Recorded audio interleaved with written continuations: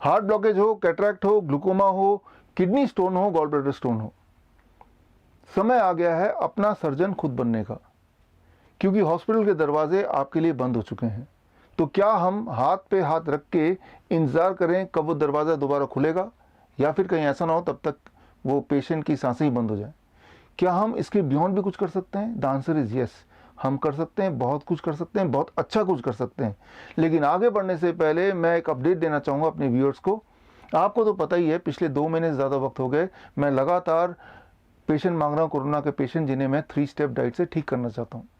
Finally मैं आपको बताना चाहूँगा कि मुझे कोरोना के पेशेंट मिल गए हैं, लेकिन भारत से नहीं, भारत की सरकार से नहीं, किसी और देश से। इसीलिए कॉन्फिडेंशियलिटी की वजह से इससे आगे मैं फ़िलहाल और डिटेल नहीं दे पाऊँगा। तो बात करते हैं आज के टॉपिक की, how to become your own surgeon.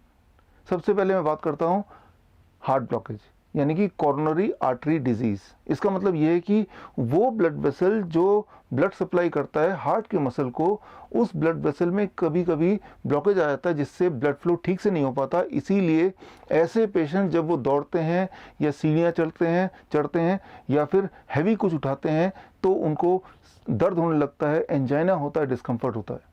ऐसे में डॉक्टर बोलते हैं एंजियोप्लास्टी करा लो, बाईपास सर्जरी करा लो। लेकिन एक तीसरा इंटरवेंशन भी है जिसका नाम है नेचुरल बाईपास। नेचुरल बाईपास कोई मेरा बनाया हुआ कोई मेथड नहीं है, ये मेडिकली साबित प्रूवन मेथड ऑलरेडी है जो कि एमडी लेवल पे पढ़ाया जाता है। और नेचुरल बाईपास मतलब आपका बॉडी खुद ही सर्जन बन के ब्लॉकेज को रिपेयर करने का काम शुरू कर देता है। मैं इसको समझाता हूँ आसान शब्दों में। जब आप कोई कार खरीदते हैं, कार में 4 पहिए होते हैं, 4 पहिए के साथ साथ एक 5वां पहिया भी मिलता है आपको जिसे हम बोलते हैं स्टेपनी। उस वक्त तो उस पहिए का कोई काम नहीं होता, लेकिन वो जो मैन्युफैक्चरर है उसने वो पहिया इसलिए डाल दिया कि आपकी सफ़र में कहीं अगर कोई एक पहिया पंचर हो जाए तब आप उसे रिप्लेस कर देंगे विद स्टेपनी, ताकि वो जर्नी आगे तक चले, बीच में ही ना रुक जाए।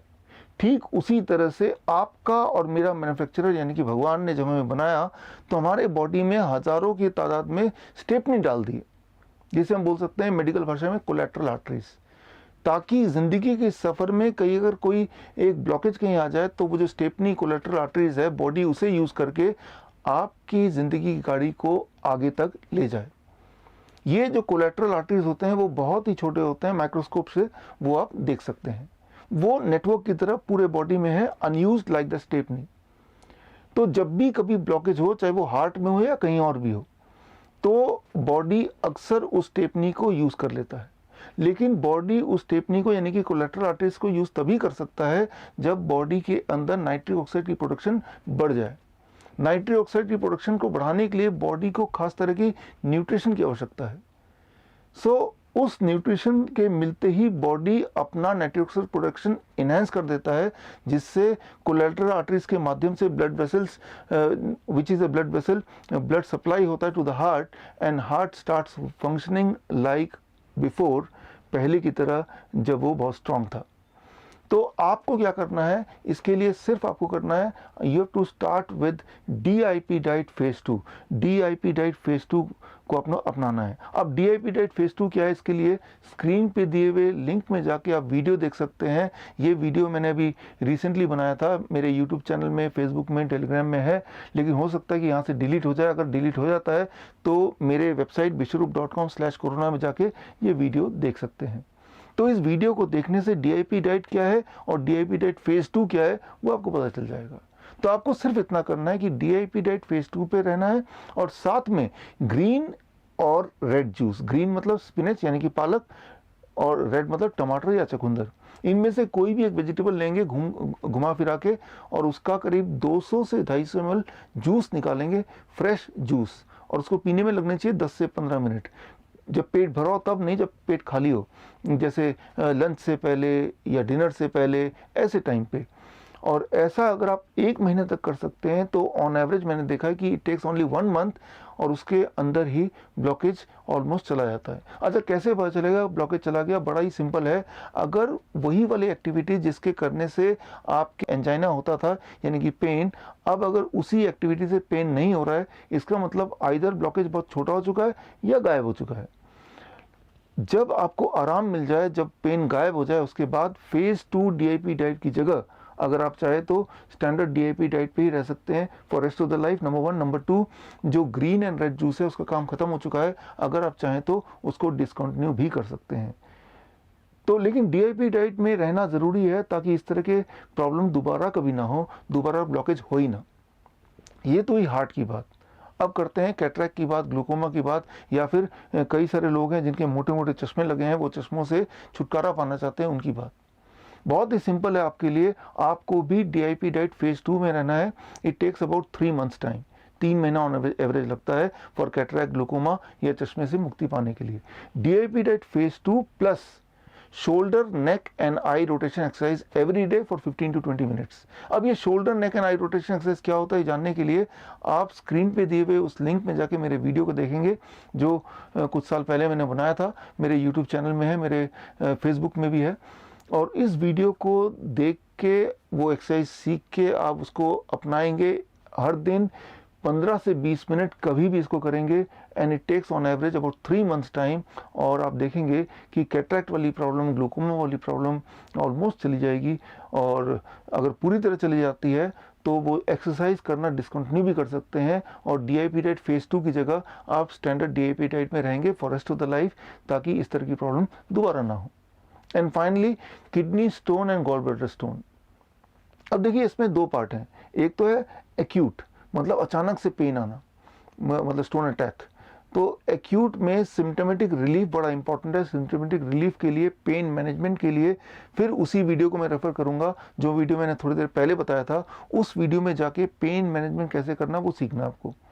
उससे इमीडिएट रिलीफ तो पेशेंट को मिल जाएगा, लेकिन अब इंपॉर्टेंट बात है वो स्टोन को डिसॉल्व करना।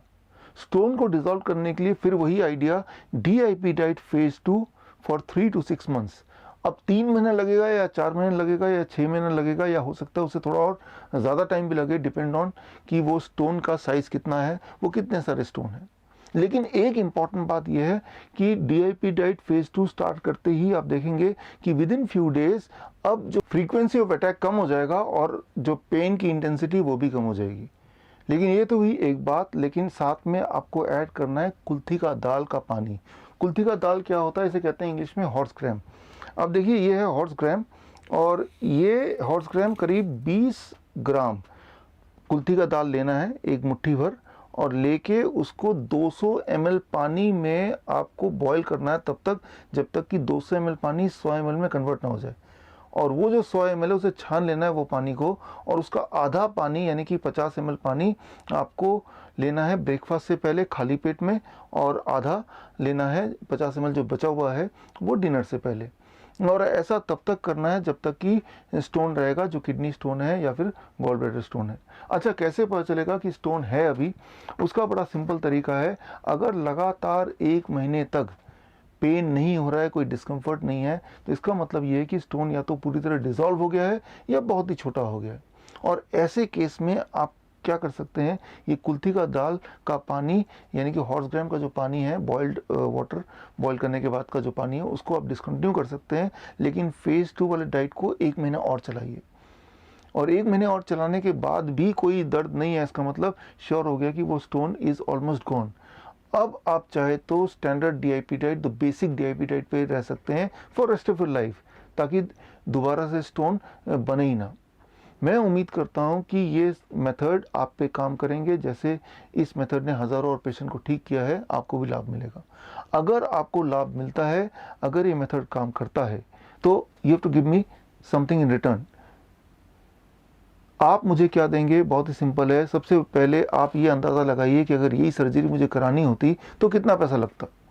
मान लो हार्ट सर्जरी करानी होती तो 5 लाख रुपए लगता, उसको आधा कर लीजिए, 2.5 लाख।